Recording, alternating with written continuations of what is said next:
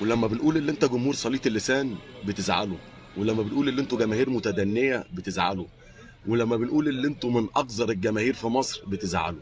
تعال نسمع جماهير الزمالك عملت ايه مع زيزو امبارح.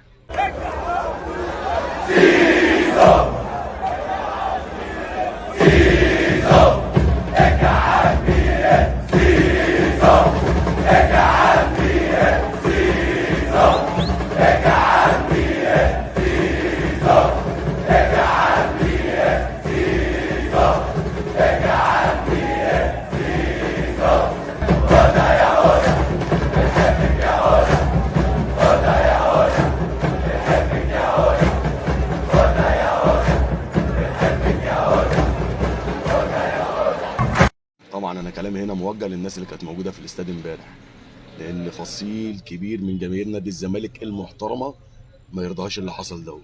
اللاعب مشي من عندك خلاص، اخد في عرضه ليه واجيب سيرته ليه؟